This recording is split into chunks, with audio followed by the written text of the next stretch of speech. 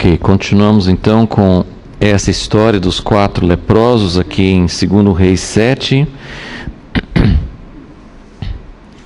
Já falamos um pouco domingo passado sobre esses instrumentos humanos que Deus usou. A história, como também a gente mostrou, é uma história que pode ser explorada isoladamente. Você pode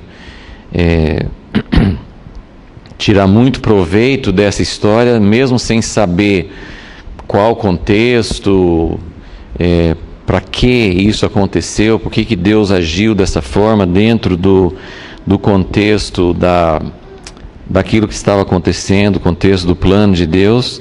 Mas, na verdade, as histórias na Bíblia não são isoladas, não são coisas avulsas. Deus sempre está trabalhando numa sequência. Então é importante a gente entender isso. Mesmo que em alguns momentos a gente possa tirar coisas totalmente fora daquilo que é o sentido mais apropriado no contexto, e tem muito sentido isso, tem muitas lições que a gente pode aprender. Nós vamos ver uma das aplicações que as pessoas sempre fazem dessa história aqui, que é muito válida, mas dentro do contexto que nós estamos vendo, assim, dentro da sequência histórica, tem uma razão. A história dos 4 leprosos, por exemplo, os 4 leprosos, é muito bom a gente ver como Deus podia usar pessoas que nem estavam pensando, Deus me use para salvar a nação. Eles não estavam com essa consciência, eles estavam quase morrendo e perguntaram, por que nós vamos ficar sentados aqui? Então eles não ficaram pensando, quem sabe Deus vai nos usar para trazer livramento para toda a cidade. Eles não estavam com essa ideia já anteriormente. Deus usou a vida deles, que Ele tinha um propósito maior, mas o que eles conscientemente tinham em mente no momento não tinha nenhuma relação com isso. Ok, então toda essa história está acontecendo, na verdade, por causa do que Deus, o propósito de Deus, apesar da situação do povo de Israel que não estava se voltando para Deus, se arrependendo, apesar do rei que era filho de Acabe e Jezabel, apesar de tudo isso, Deus vai fazer um grande livramento. Então toda essa história é porque Deus tem um propósito maior. Não é uma coisa isolada que Deus resolveu pegar 4 leprosos e solucionar o problema deles especificamente. Eles faziam parte sem saber de uma história maior. Mas isso acontece até hoje. Quantas coisas acontecem na nossa vida que tem uma importância muito maior. Por isso nós, quando clamamos a Deus, Deus, por que isso está fazendo isso comigo? O que está acontecendo comigo? A gente precisa entender que cada um de nós, cada vida individual, tem um sentido maior do que a minha história somente. A gente faz parte de um plano maior, a gente faz parte de um propósito de Deus. E isso deve ajudar a gente a sentir o propósito de Deus na nossa vida, As coisas acontecem conosco, não só em termos individuais. Sempre Deus tem um propósito maior. Bom, falamos especificamente então sobre, pegando esse ponto da história, só para a gente lembrar, os 4 leprosos em 2 Reis 7, versículo 3, eles fazem essa pergunta, que eu acho que é uma pergunta que sobressai, que salta da história. Quando você está lendo a história, todas as histórias bíblicas, assim como eu acho isso até nos livros seculares, em filmes, geralmente não tem isso. Quando você está assistindo um filme, uma história, não tem uma frase, uma coisa que chama atenção. Você fala assim, uau, aquilo ali é o foco, assim, toda essa história, todo esse drama era para descobrir isso. Então, as histórias bíblicas são assim, né? A história inteira é importante, mas tem uma coisa que sobressai, tem uma coisa que salta das páginas. Essa pergunta do versículo 3 para mim é muito forte. Eles estão ali, se eles ficarem quietos, eles vão morrer, e eles fazem essa pergunta muito importante que a gente já explorou um pouco. Nós vamos continuar enfatizando isso hoje. Por que nós vamos ficar sentados aqui até morrer? Por que nós vamos ficar sentados? Então, essa pergunta, a gente precisa saber como aplicar, porque tem muita gente, né, assim, aliás, é uma tendência humana, tem diferença de temperamento, tem pessoas que são muito mais ativas por natureza, tomam mais iniciativa, tem pessoas que são mais passivas. Isso faz parte do jeito de ser de cada pessoa. Mas mesmo a pessoa mais passiva, ela tem uma tendência humana de querer fazer alguma coisa para resolver o problema. Se você estiver num apuro, se você estiver numa situação difícil, a primeira coisa que você vai pensar: o que eu posso fazer?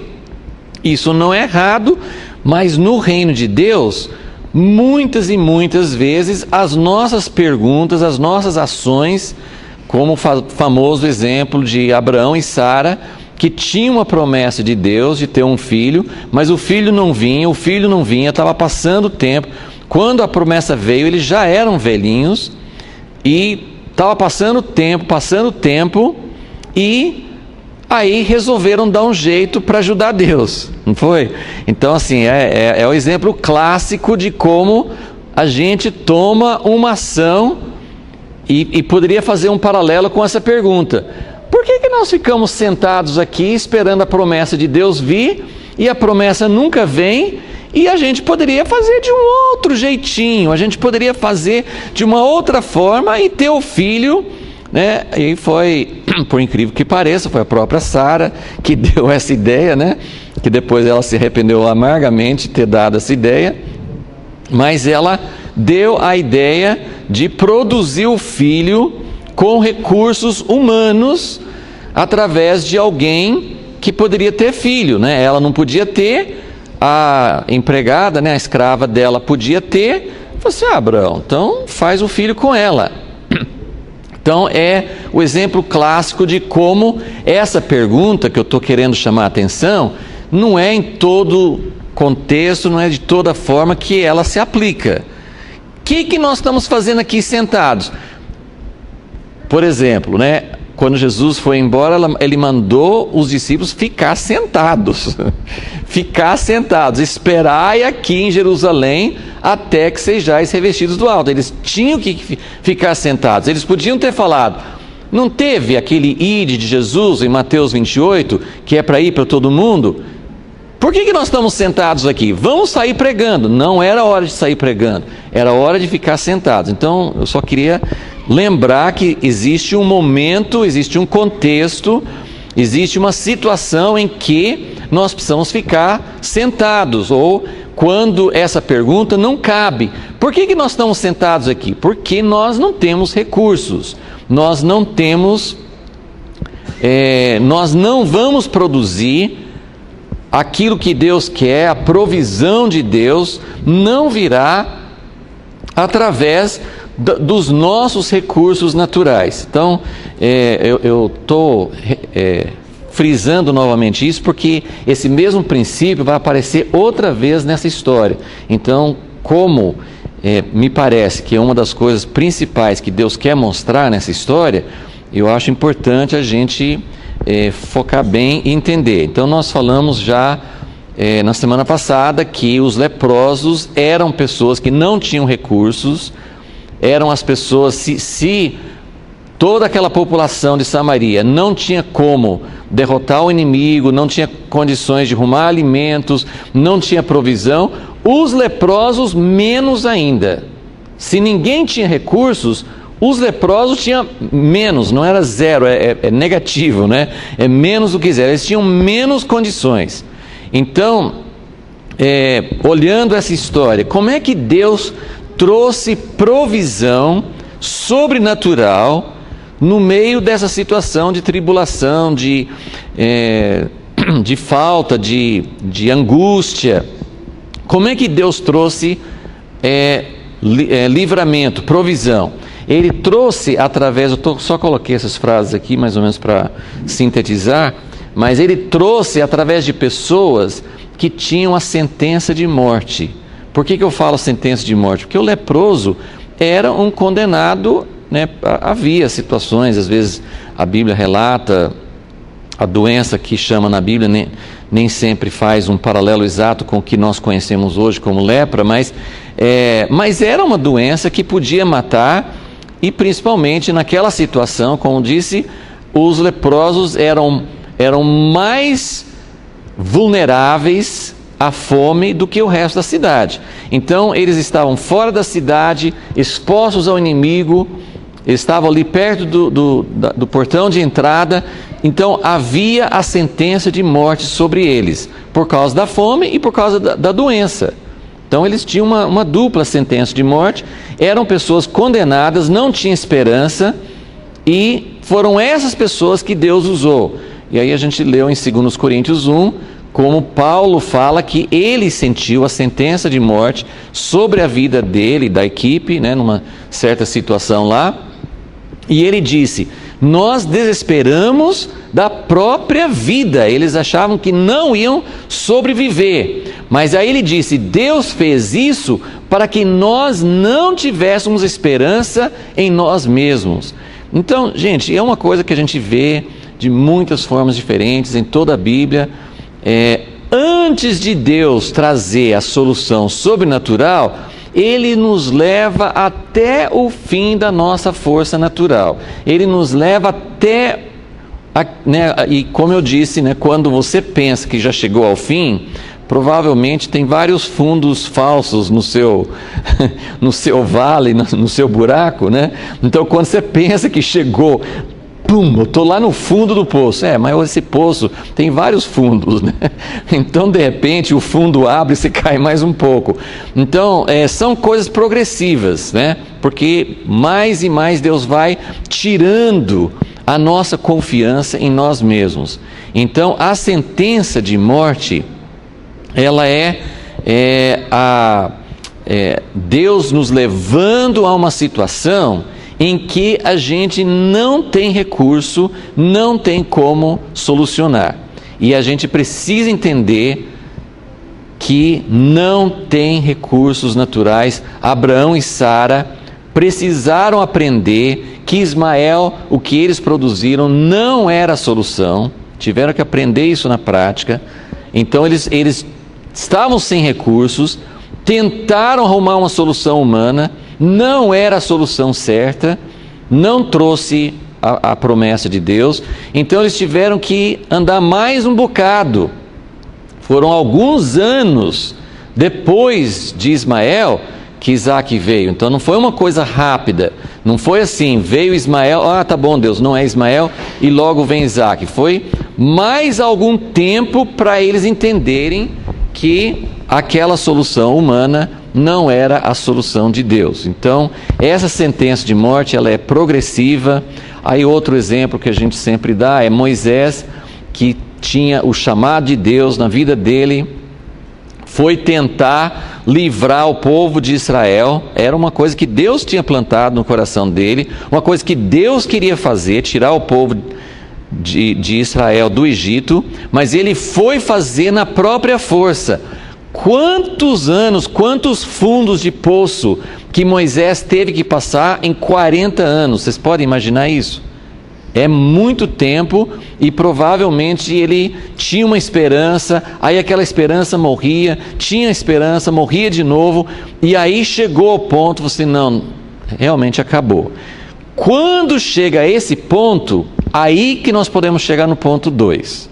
O que é o ponto 2?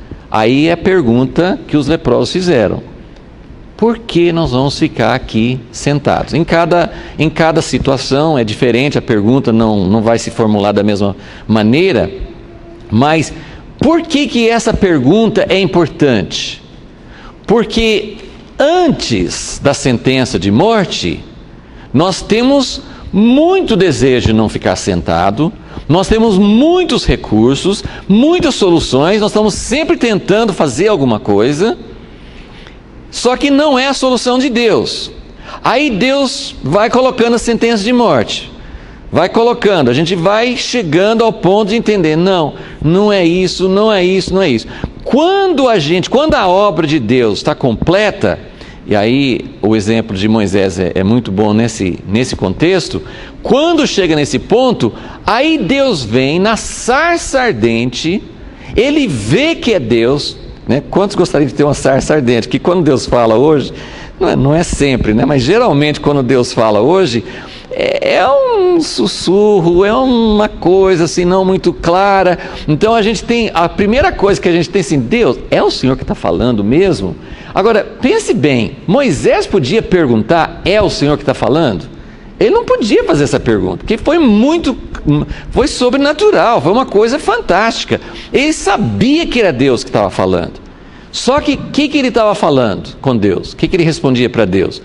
Não, Deus, não sou eu, Deus. O Senhor já acabou com a minha esperança, Deus. Eu sei que eu não posso, Deus. Eu não sei falar, Deus. Eu não sei agir, Deus. O que aconteceu com Moisés? Ele teve a sentença de morte e ele estava agora em outro perigo. No diálogo, na história que é contada em Êxodo 3 e 4, chega uma hora que Deus que fez ele chegar nesse ponto, mas chega uma hora que Deus fica bravo com ele, porque Deus deu sinais, você não sabe falar, então eu te dou Arão. Deus foi resolvendo todas as desculpas dele. Deus, mas quem que eu vou falar que está me enviando? Não, eu sou. Deus fez muitas coisas, e no fim, Moisés não tinha desculpa, mas ele só falou assim, não, Deus, eu não vou, mande outra pessoa, eu não vou. Aí Deus ficou bravo, fala assim, que a ira de Deus se acendeu. Então, o grande perigo, quando vem a sentença de morte, quando ela realmente atua na nossa vida, falar assim, Deus, eu não vou mais, acabou, para mim acabou. E aí até você pode fazer uma relação com depressão, com falta de esperança, com nem acreditar. Você continua acreditando em Deus, mas você acha que Deus não vai fazer mais nada na sua vida, ou Deus não vai fazer mais nada na nossa geração, ou Deus não vai fazer nada no meu contexto. Então, esse é o cenário em que essa pergunta tem que ser feita. Por que nós vamos ficar sentados aqui até morrer? Porque agora vem a hora em que você tem que perguntar, eu não vou ficar sentado, não tem nada que eu possa fazer. O que esses 4 leprosos podiam fazer? Absolutamente nada. E ainda tem o risco de morte. Eles vão ficar sentados, eles têm aquelas opções, se eu ficar sentado eu morro, se eu entrar na cidade eu morro, se eu for no acampamento dos sírios, pode ser que eu morra. Então eles tinham essa situação, mas eles tinham que se levantar e se dispor diante de Deus, porque tudo que Deus fez um milagre tremendo. E eu não sei se eu já mencionei isso, mas a história é que quando eles se levantaram, resolveram ir de tardezinha no escuro, né? Assim, então eles estavam arriscando, mas assim, vamos no escuro que pelo menos tenha um pouco mais de chance, mas de qualquer maneira, se eles chegassem lá para o acampamento, ia ter os vigias, ia ter as pessoas que estavam ali, eles iam ter que se identificar e eles iam falar, nós estamos aqui, né, nós queremos uma coisa para comer. Eles iam falar isso, né? Então eles não tinham o que fazer. Agora, eles foram caminhando para lá e aí Deus fez com que todo aquele acampamento, todo aquele exército ouvisse um ruído como de um grande exército.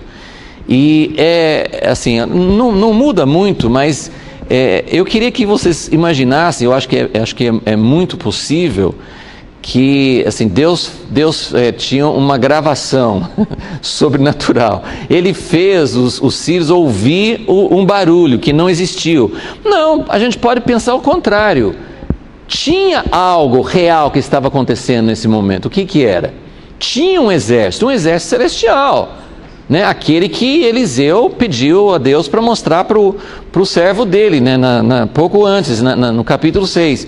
Então, havia todo um exército de Deus, porque eles ouviram um barulho, versículo 6, o Senhor fizera ouvir no arraial dos sírios um ruído de carros e de cavalos, como o ruído de um grande exército.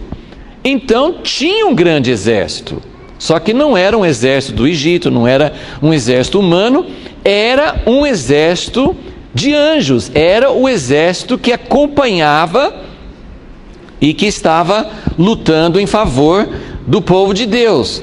Agora, a grande pergunta, a coisa que sempre a gente precisa entender, Deus fez algo sobrenatural. Ele fez algo que, de certa forma, independeu do povo de Samaria. Estava todo mundo dormindo, ninguém estava fazendo nada. Mas os 4 leprosos se levantaram por causa dessa pergunta. Nós não vamos ficar sentados. Eles se levantaram, se dispuseram a fazer alguma coisa. E nesta ação deles que Deus enviou o exército. Veja como Deus precisa da gente tomar uma iniciativa, mas não uma iniciativa nossa. É complicado, né? Você toma uma iniciativa quando não é hora de Deus, Deus vai falar, não, isso aí não tem nada a ver comigo. Ele não manda o exército, a gente produz um Ismael, se frustra e fica muito pior do que antes, né? Agora, depois que a gente fala assim, tá bom, Deus, eu entendi, não vou fazer mais nada, Deus fala assim, por que você está sentado ali? Então, Deus, o que você quer comigo, né? Então, é preciso confiar, como Paulo fala em 2 Coríntios 1, tivemos a sentença de morte, por quê? Para podermos entender que não temos esperança em nós mesmos, que a esperança é totalmente de Deus.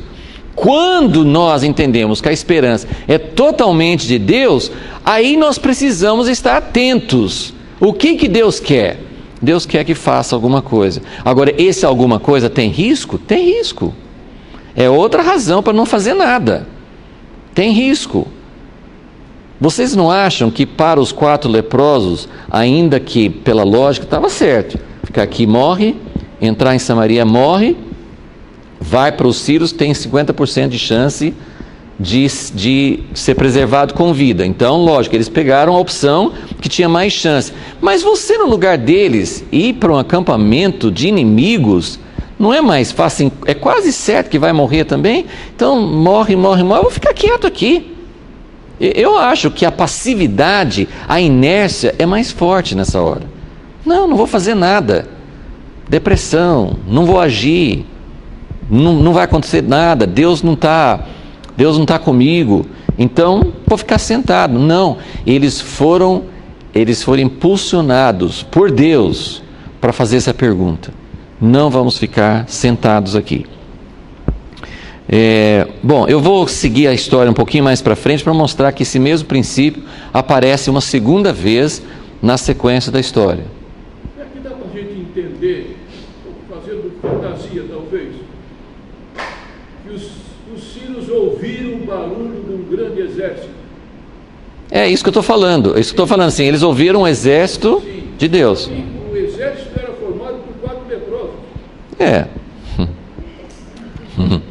Então, isso é uma. Isso é uma interpretação que eu já vi antes, né? Assim, que Deus fez os passos dele se tornar como se fosse um grande barulho.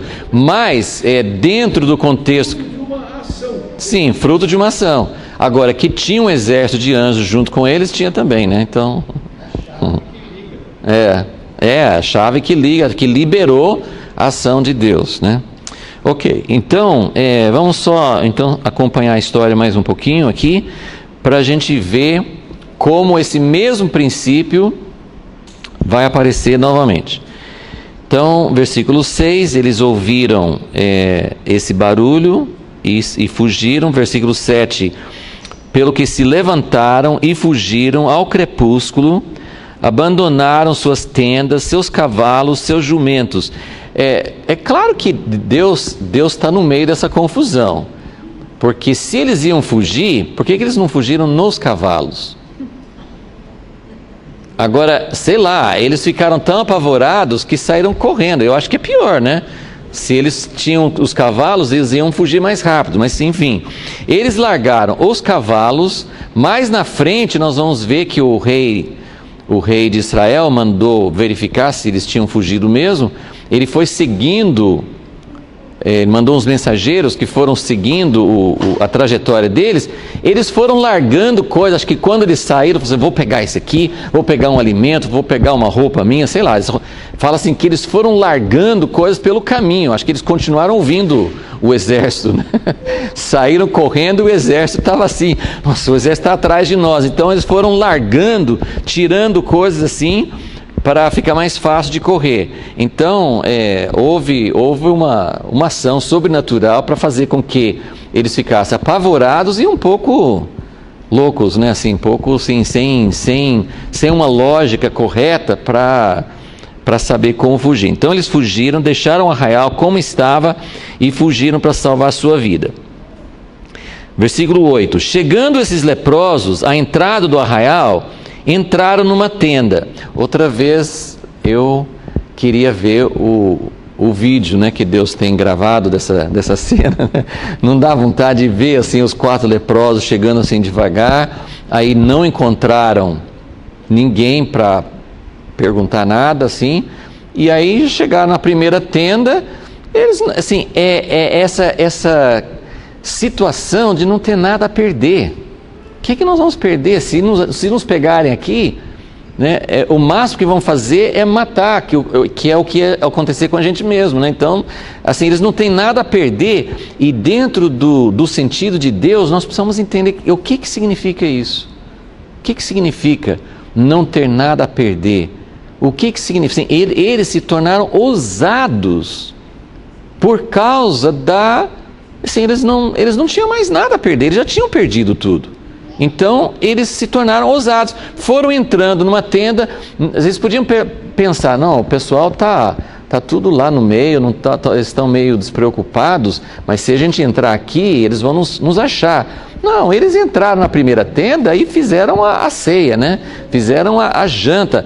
E até algumas pessoas especulam que como era crepúsculo quando os sírios fugiram, pode ter sido que eles largaram a mesa posta, né? Então, assim, estava tudo pronto para eles, né? Entraram e comeram, né? Aí na primeira tenda fala que eles comeram. Comeram e beberam. Aí depois que eles se satisfizeram, tomaram dali prata, ouro e vestes, porque assim, eles estão sitiando a cidade de Samaria, mas eles provavelmente já pegaram coisas do próprio povo de Israel em volta, e eles estavam cheios, né, as tendas estavam cheios de bens que eles tinham roubado, que eles tinham ajuntado, né, nesse tempo. E provavelmente eles estavam lá há muito tempo, então eles tinham roupas, tinham comida, eles estavam ali preparados para uma longa espera. Então pegaram prata, ouro e vestes e foram-se e os esconderam. Então, assim, você está vendo esses leprosos, primeiro eles comeram e falaram assim, gente, agora nós temos dinheiro, mas como é que nós vamos levar tudo isso? Então, vamos fazer provavelmente cavaram, né? Um buraco, nós vamos esconder esse tesouro para devagarzinho a gente vai depois resgatando, né? Então, eles estão lá assim, como eu falei, eles não foram lá para servir de livramento para Israel, eles não tinham consciência do que Deus está fazendo com eles, mas eles estão se deliciando, comendo e agora juntando coisas para garantir o futuro, ok? Então eles vão numa tenda, pegam as coisas, escondem, aí vão na outra tenda, aí não fala que eles comeram mais, porque acho que já tinham comido o suficiente, então eles vão na outra tenda e vão pegar mais riquezas, sei lá, mais coisas boas de lá e foram esconder também. Aí versículo 9: então disseram uns para os outros: não fazemos bem. Este dia é dia de boas novas e nos calamos. Se esperarmos até a luz da manhã, algum castigo nos sobrevirá, pelo que vamos e anunciemos a casa do rei. Então aqui chega o terceiro ponto. Então eles tomaram iniciativa, foram atrás, Deus operou um grande livramento que eles não estavam nem imaginando que podia acontecer. A melhor hipótese para eles era o pessoal, os inimigos, os sírios ali, não matá-los e dar uma comida e talvez manda embora de novo, Então assim, acho que a melhor hipótese que eles estavam esperando é que eles fossem comer alguma coisa. Mas eles encontraram o arraial totalmente abandonado, e aí eles tiveram a oportunidade de comer e começaram a pensar: nossa, que nós temos agora uma chance de mudar a nossa vida para sempre. Nós não vamos ficar mais na dependência, nós vamos ficar ricos agora. E agora outra coisa para pensar, é claro que essa ideia assim, o que nós estamos fazendo aqui quando a cidade inteira está morrendo de fome, é claro que é uma coisa que você imagina, assim, eles deviam pensar mesmo. Mas para não pensar que isso é totalmente automático, imagine que as pessoas, quando estão quase morrendo, como essa situação que a cidade de Samaria está passando, e se duas mães não estão pensando no bem-estar dos próprios filhos, vão sacrificar os filhos, sacrificaram um, para elas sobreviverem. Imagine essa situação. Você acha que alguém está pensando no outro? Se chegou ao ponto de uma mãe não pensar no filho? Que situação que a cidade inteira está. Você consegue imaginar uma situação de fome? E a gente tem essas cenas que acontecem até aqui no Brasil, quando abre uma oportunidade, as pessoas entram, saqueiam supermercados. Alguém está pensando no outro? Cada um está pensando em si. Como que eu estou passando fome, eu estou à morte. Se tem alguma coisa, lógico, se tem abundância, pode até ser que as pessoas comecem a pensar nos outros, mas se tem uma quantidade limitada, no primeiro momento assim, de ver a provisão, as pessoas não pensam nos outros, as pessoas pensam: eu vou salvar o que vai me garantir, eu vou garantir o meu. Então, esse senso de solidariedade, esse dever de ajudar os outros, você vê que até demorou um pouquinho para eles pensarem nisso. E aí você pode imaginar outras coisas, Um leproso está acostumado a ser desprezado, rejeitado, expulso. Não era possível que eles falassem: esse povo que sempre me tratou mal, eu vou ajudar eles agora? Então você pode imaginar uma série de coisas que eles poderiam pensar no sentido de não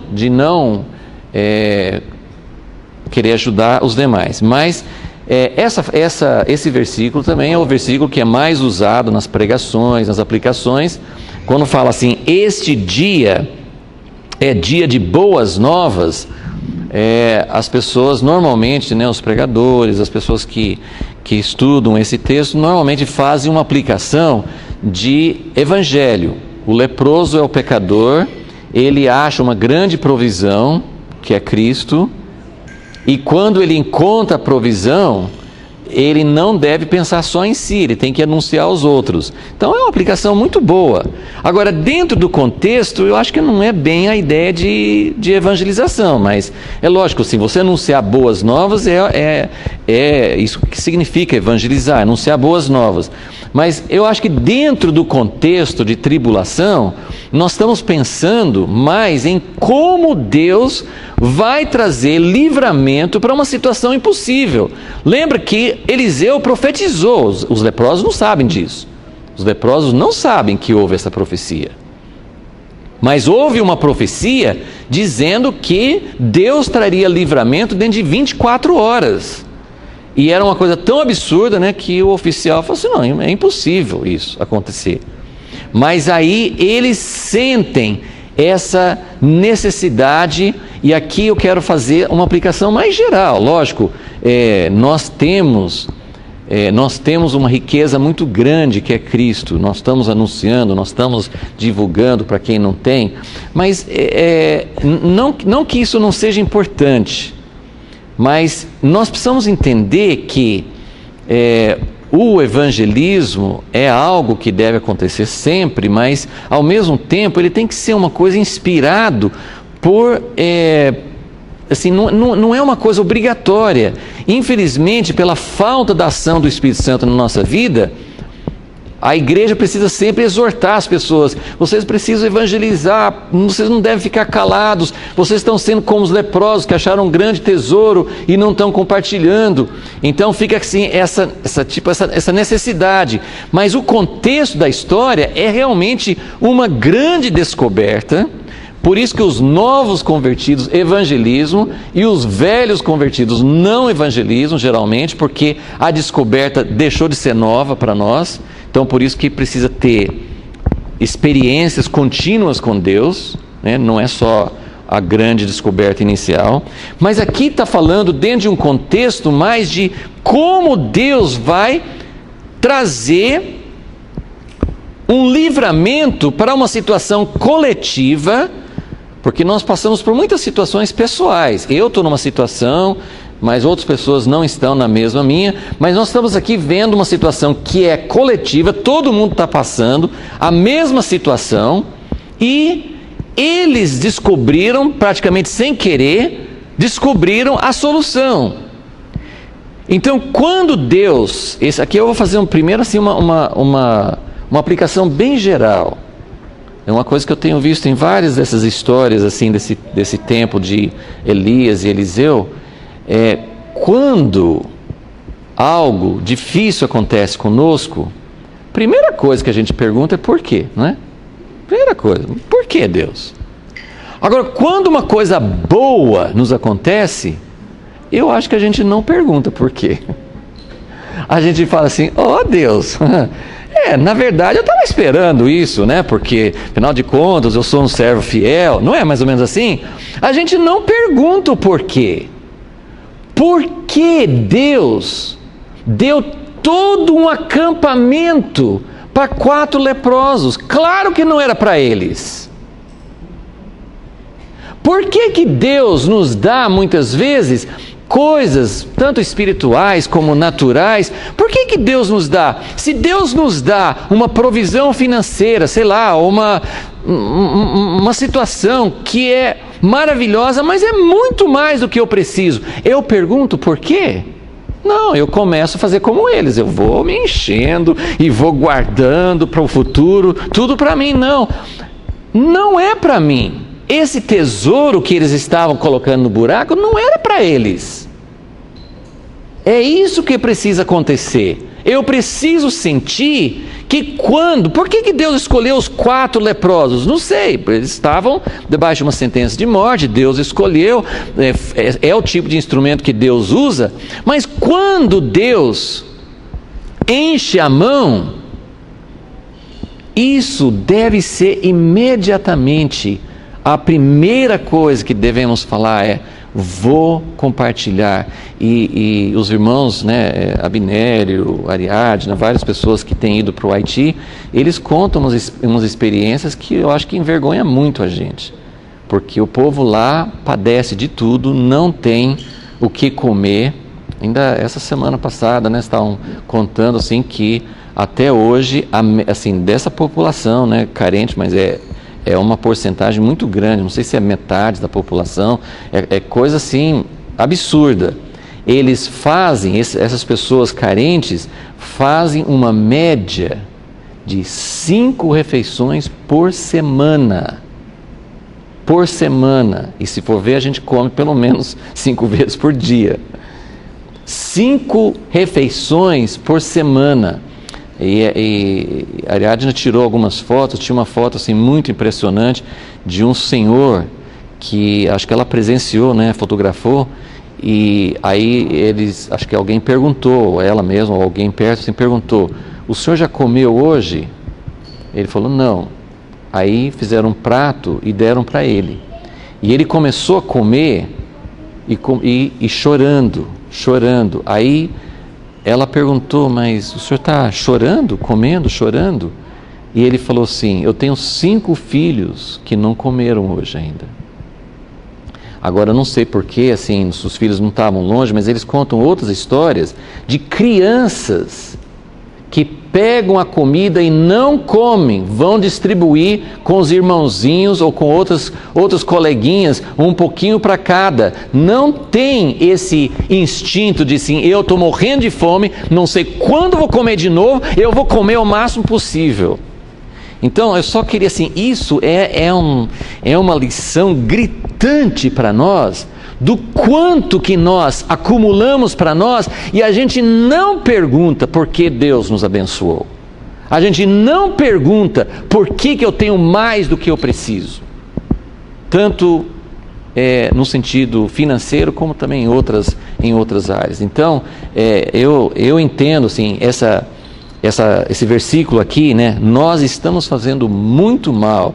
É um contexto muito forte, né? Que eles estavam vendo fartura, estavam vivenciando assim, tal, assim, que maravilha, nós vamos guardar isso para nós. Depois assim, nós estamos fazendo uma coisa muito errada.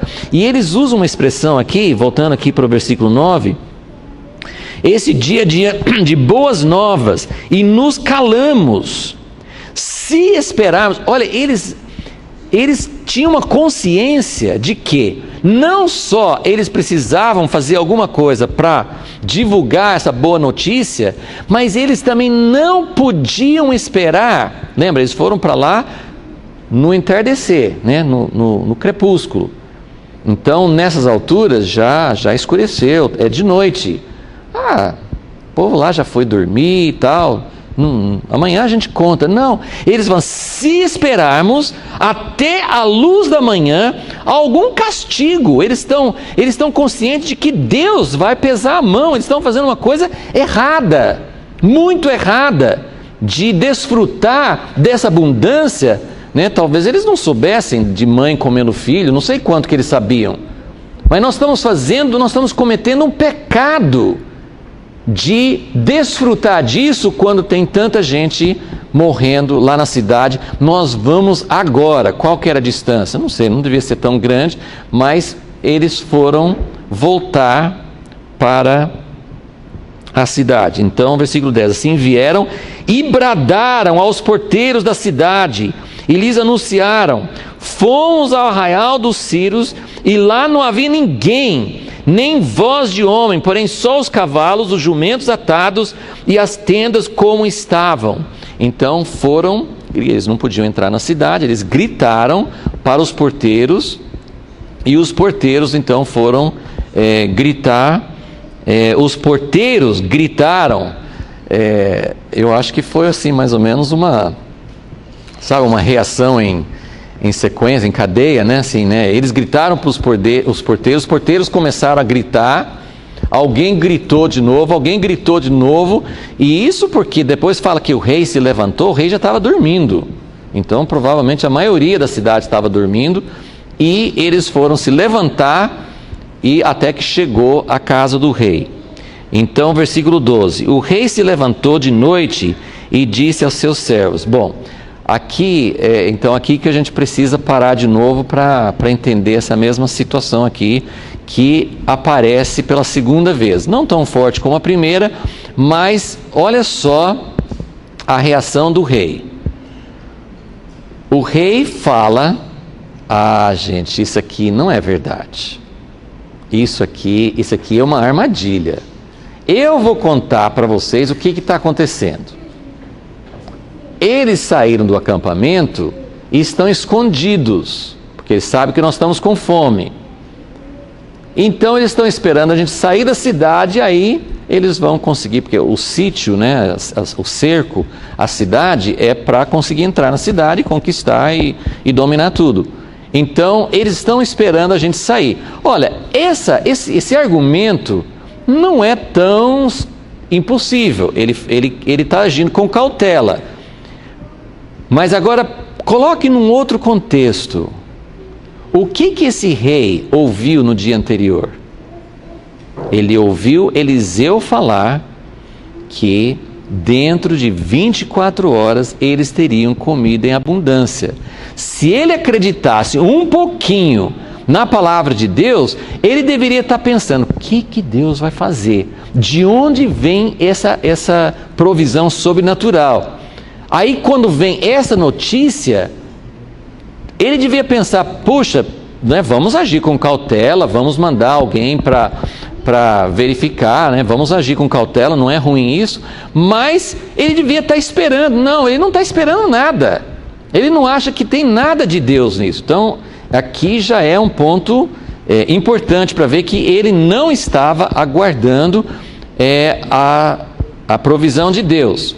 Mas, várias vezes, eu tenho sempre chamado a atenção de vocês que os reis de Israel, os reis da Síria, muitas vezes Deus usa os servos. Esses servos, às vezes a gente coloca assim, servos, eles deviam ser criados, mas pode ter sido, pode ser que tenham sido oficiais também, não sei. Mas eram pessoas subordinadas. E como Deus usou, várias vezes a gente encontra esse exemplo de alguém que deu um conselho de Deus para o rei. Olha só o conselho que dá depois que ele coloca toda essa situação. Qual que é a situação aqui? Sentença de morte, eles vão morrer ali na cidade. Então o rei e toda a população, eles estão sob a sentença de morte. Eles não têm esperança. Eles não têm de onde que pode vir alguma esperança. Só que quando vem uma oportunidade, ele não faz a pergunta. Ele fala assim: gente, acho que é melhor não ir. Isso é uma armadilha. Vamos ficar sentados aqui. Vamos ficar dormindo, que é melhor. Não, os servos fazem a pergunta. Os servos falam assim: meu rei, eu estou parafraseando, estou sintetizando para você, né? Mas está aqui. Meu rei, mais ou menos como os leprosos. Se nós ficarmos aqui, nós vamos morrer. Se mandar, eles tinham alguns cavalos, né, de resto, né? Eles falam de 5 cavalos, depois na hora de mandar mesmo, parece que só foram 2 carruagens, então, mas eles tinham alguns cavalos, mas provavelmente a maioria já tinha morrido.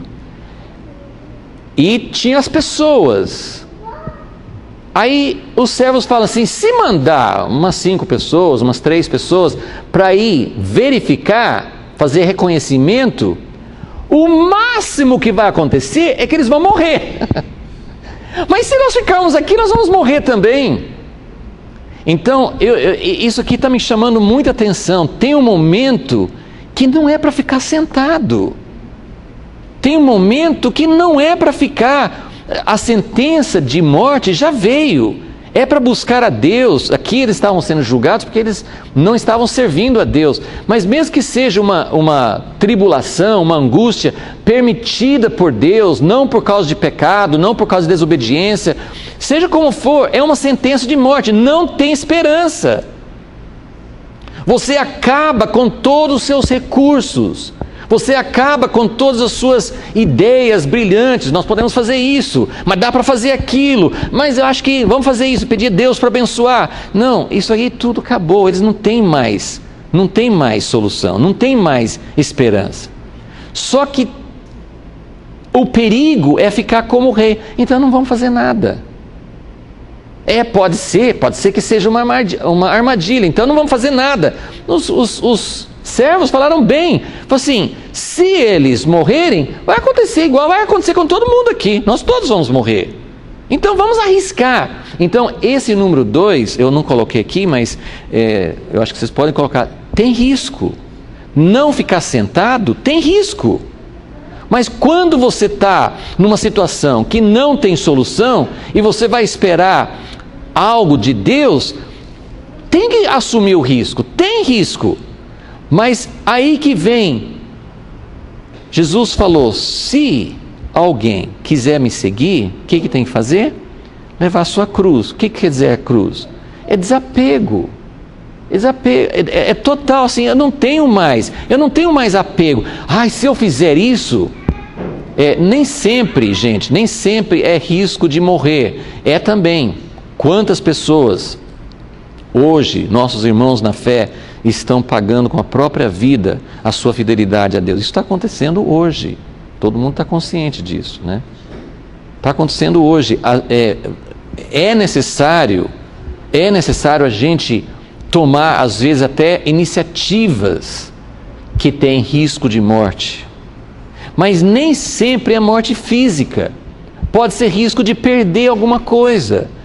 Se eu for fazer algo para Deus, eu posso perder minha segurança, eu posso perder minha provisão, eu posso perder isso, eu posso perder minha reputação. Enfim, tem muitas coisas que a gente pode perder.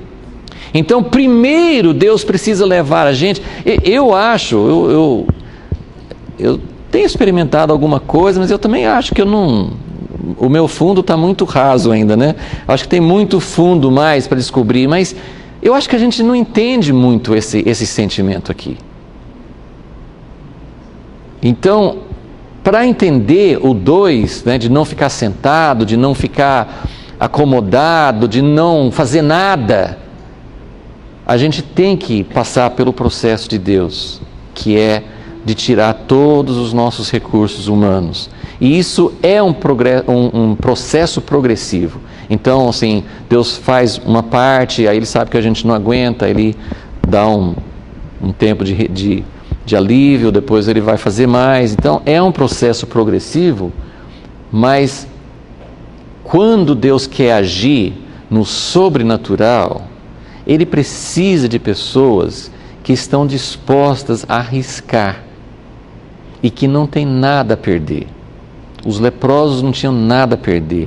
Esse povo de Israel que ia sair para verificar, eles tinham que entender, gente, nós não temos nada a perder. Nós podemos perder a vida, mas se ficar aqui vai perder a vida também, e nós estamos perdendo uma chance de ver se Deus realmente está agindo, né? Então é lógico que não é jogar a sua vida fora sem motivo, né? Tinha uma razão para fazer isso, eles tinham, veio uma notícia, mas eu preciso estar pronto. Então, versículo 13, né, eles falaram assim, vamos enviar alguns, porque no máximo a sua sorte será como a de todos os israelitas que ficaram aqui de resto, no versículo 13. Então eles tomaram 2 carros com cavalos, e eles foram seguir, eles não só foram ver que o arraial estava vazio, porque na verdade os leprosos já tinham falado isso, o arraial está vazio, mas eles foram seguir, eles foram ver para onde foi esse povo. Aí eles começaram a ver o rastro, né? Acho que eles foram por aqui, e era o caminho para o Jordão, parece que era o caminho que eles tinham que ir para ir embora.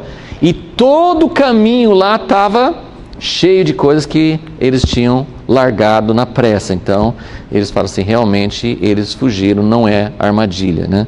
E aí eles entraram no arraial, e aí outra coisa que é muito enfatizada, eu vou voltar para essa questão da sentença de morte, então nós vamos terminar com um texto também no Novo Testamento, mas só para finalizar a história e para entender o que Deus quer enfatizar.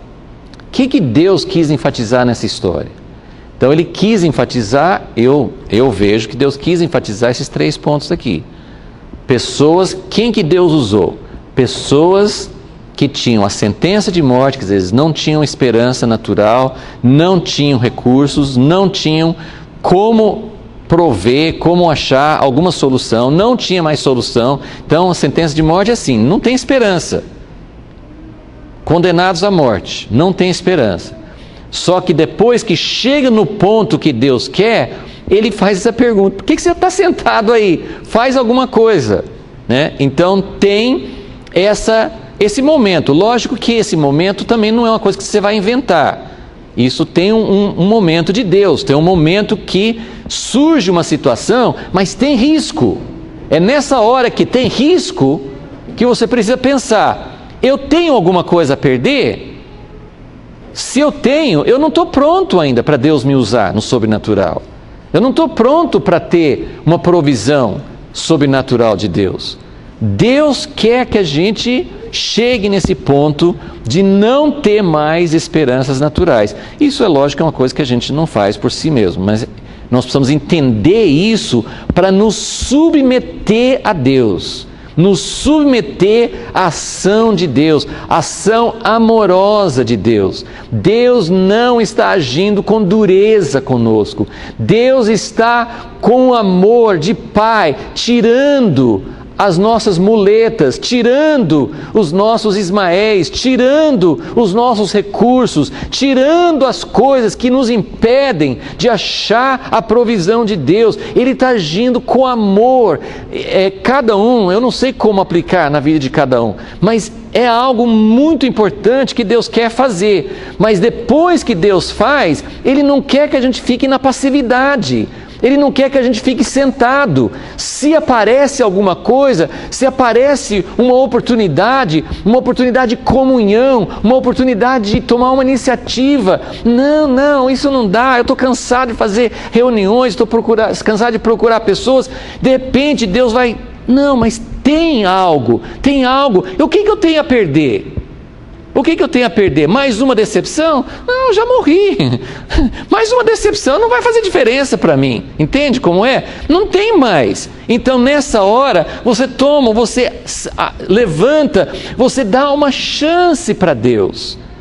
Que Deus nos ajude a entender, nós precisamos dar essa chance para Deus, e depois, quando tem resposta, quando tem provisão, essa provisão não é para mim sozinho, essa provisão, Deus não abriu a provisão só para que eu pudesse me encher, ou que eu pudesse ficar feliz, ou eu pudesse ficar satisfeito. Ele abre provisões espirituais e naturais para que a gente possa suprir outros, ok? Então eu entendo que essa é uma das coisas. E a outra coisa importante que você tem que ver aqui, a partir do versículo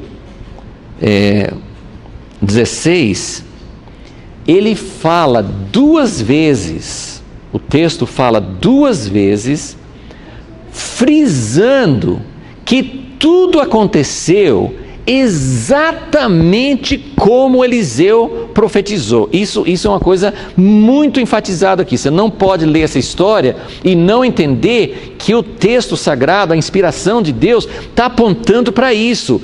Ele fala, olha, exatamente como Eliseu anunciou, começaram a vender cevada e farinha por um preço muito barato, tinha abundância, e aquele oficial que não acreditou no que Eliseu falou, e Eliseu falou assim, você vai ver. Então o oficial ficou no portão da cidade, o rei mandou ficar no portão, ele viu o povo indo para pegar abundância, mas naquela boiada louca lá, ele foi pisoteado e morreu. Então ele viu a abundância, mas não provou. Então são 5 versículos no fim do capítulo que ele frisa que Deus fez tudo exatamente como previu. Então isso que eu estou enfatizando, que um dos sinais do reino de Deus é essa capacidade sobrenatural de prever o futuro, e Deus quer fazer isso. Isso é uma coisa muito perigosa, muito rara. Tem pessoas que fazem isso e não é de Deus, assim, as coisas não acontecem. Então a gente precisa ter muito cuidado com isso, mas é algo que eu espero ver outra vez. Então agora só vamos finalizar lendo mais um trecho de 2 Coríntios para ver uma aplicação dessa sentença de morte. Na semana passada a gente leu 2 Coríntios 1, hoje nós vamos ler 2 Coríntios 4, e quero só mostrar na vida de Paulo como essa sentença de morte é algo muito prático, muito real, não é algo que a gente consegue produzir em nós mesmos, mas é algo que Deus quer fazer na nossa vida, porque Ele mostra muito forte aqui que é assim que vem a vida. Então nós vamos começar no versículo 7, 2 Coríntios 4, 7. Temos, porém, este tesouro, que ele falou do conhecimento de Deus na face de Cristo, temos este tesouro em vasos de barro, para que a excelência do poder seja de Deus e não de nós. E aí ele fala, esse aqui é uma de 2 ou 3 ocasiões em que Paulo faz uma lista de coisas que acontecem na vida, que eles sofrem, mas isso não significa derrota. Então ele fala, em tudo somos atribulados. Isso é o grande vitorioso apóstolo Paulo, que fala assim, sou vencedor, em todas somos mais que vencedores, em Cristo posso fazer todas as coisas. Esse é o apóstolo Paulo, em tudo somos atribulados. E como Pedro falou, por que a gente estranha? E a gente estranha mesmo, quando vem tribulação, não tem, acho que um de nós que não estranha. A gente esperneia, a gente pergunta, a gente chora, a gente fala, Deus me largou, me abandonou, não sei para onde que Deus foi, eu devo estar muito fora do propósito de Deus. Então, em tudo somos atribulados, mas não angustiados. Que tal isso como um alvo para a nossa vida cristã? Passar pela tribulação, não tem como não passar, mas não ser angustiado, perplexos, mas não desanimados, perseguidos, mas não desamparados. Ele era perseguido e ele não achava que era desamparado, e a gente não está sendo perseguido, a gente nem sabe o que é isso, e a gente às vezes acha que é desamparado. Assim, perseguidos, mas não desamparados, abatidos, acontece isso, abatidos, mas não destruídos, levando sempre por toda parte o morrer do Senhor Jesus no nosso corpo, para que a vida de Jesus se manifeste também em nossos corpos. Então, a sentença de morte, ela pode vir de várias formas, ela pode vir, irmãos nossos estão perdendo, alguns estão largando tudo, casas, parentes, estão largando tudo para fugir do Estado Islâmico ou de outras situações, na Nigéria, em vários lugares que estão acontecendo isso. Pessoas que estão perdendo tudo, portas abertas, que tem um ministério maravilhoso. Eu lembro de ter lido um testemunho de uma mulher que eles entrevistaram lá. Ela viu, agora eu não vou lembrar a sequência, mas ela viu, foi morto na presença dela, o marido, eu não sei se, não, o marido, talvez só o marido primeiro, eu sei que depois eles voltaram de novo e mataram o filho, que podia ter ajudado para sustentar. Sei que ela perdeu tudo, e ela deu um testemunho de fé, falou assim, eu só peço a Deus que Ele me dê graça para ajudar outras pessoas. Ela não, eu fico assim, eu não sei imaginar, eu não sei me colocar no lugar dela, de ver toda a família morta. Eu não me lembro se os filhos foram sequestrados, sei que ela perdeu tudo, perdeu o marido, perdeu pelo menos um filho, não me lembro se as filhas foram sequestradas, não tinha notícia delas. Então, gente, não sobrou nada para ela, nada de família.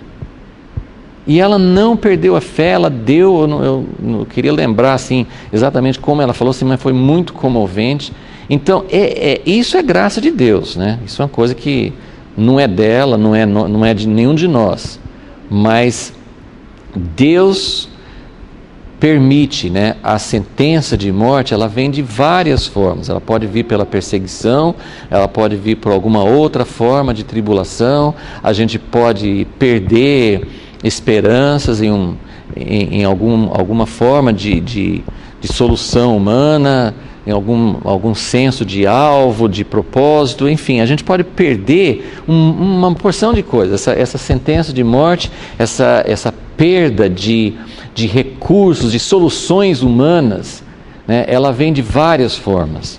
Então ele fala, nós levamos sempre, por toda parte, o morrer do Senhor Jesus no nosso corpo, para que a vida de Jesus se manifeste também em nossa carne mortal. De maneira que em nós opera a morte, mas em vós a vida. Temos, portanto, enfatizando, versículo 11, assim, acho que eu pulei aqui, né, versículo 11. Versículo 11, assim nós que vivemos, estamos sempre entregues à morte por amor de Jesus. Sempre entregues à morte. Versículo 11, para que a vida de Jesus se manifeste também em nossa carne mortal. De maneira que em nós opera a morte, mas em vós a vida. Temos, portanto, o mesmo espírito de fé, como está escrito, cri, por isso falei, também nós cremos, por isso também falamos, sabendo que aquele que ressuscitou ao Senhor Jesus, nos ressuscitará também por Jesus e nos apresentará convosco. Tudo isto é por amor de vós. Então esse senso de que tudo que Deus está fazendo na nossa vida, ela não é em função só da nossa própria vida. É muito difícil, principalmente na hora da angústia, você não lembra de mais ninguém, não tem mais sentido, você não sabe como ajudar outras pessoas e parece que até perde o sentido, você só pensa em você. Mas a morte opera em nós para que haja vida, e essa vida, Paulo diz, a morte opera em nós para que haja vida em outras pessoas. Paulo estava feliz por saber que a morte atuava na vida dele e podia continuar atuando para que houvesse vida nas outras pessoas. Então esse senso de compartilhar, de que a vida de Deus, ela vem para operar em nós para que haja vida em outras pessoas. Tudo isso é por amor de vós, para que a graça multiplicada por meio de muitos torne abundante as ações de graça para a glória de Deus. Por isso não desfalecemos, ainda que o nosso homem exterior se corrompa, o interior, contudo, se renova de dia em dia, pois a nossa leve e momentânea tribulação produz para nós eterno peso de glória, acima de toda comparação. Portanto, nós não atentamos nas coisas que se veem, mas nas que não se veem, pois as que se veem são temporais e as que não se veem são eternas. Então, que Deus nos ajude a ver essas coisas eternas que Deus está produzindo em nós através do processo de morte, que nós saibamos como e quando perguntar, vamos ficar sentados aqui ou vamos tomar alguma ação que Deus está colocando diante de nós. Deus nos ajude e que o reino dele se manifeste. Amém. Senhor Jesus, oferecemos a Ti, Senhor, as nossas vidas, oferecemos a Ti, Senhor, sabendo que não somos capazes nem de nos dispor dessa forma. Ninguém se oferece para a morte, ninguém quer morrer, nem fisicamente, nem em outras áreas da nossa vida. Nós não sabemos como permitir que o Senhor opere a morte em nós, mas sabemos que tudo isso procede do Senhor, não somos nós que vamos ter que iniciar o processo, aliás, provavelmente já está em andamento em cada um de nós, mas ajuda-nos, Senhor, a aceitar e ajuda-nos também a discernir esses momentos cruciais, quando nós devemos corresponder a Ti e falar assim, ainda que haja risco, ainda que eu possa perder muita coisa, no final das contas nada mais importa, senão ganhar o Teu reino, o Teu favor, a Tua vida sendo manifesta em nós, Senhor. Ó Deus, o mundo está esperando algo diferente, algo totalmente diferente, que a igreja praticamente não tem manifestado. Por isso, Senhor, tenha liberdade, age em nós e em todo o teu povo, Senhor. Pedimos e suplicamos em nome de Jesus. Amém.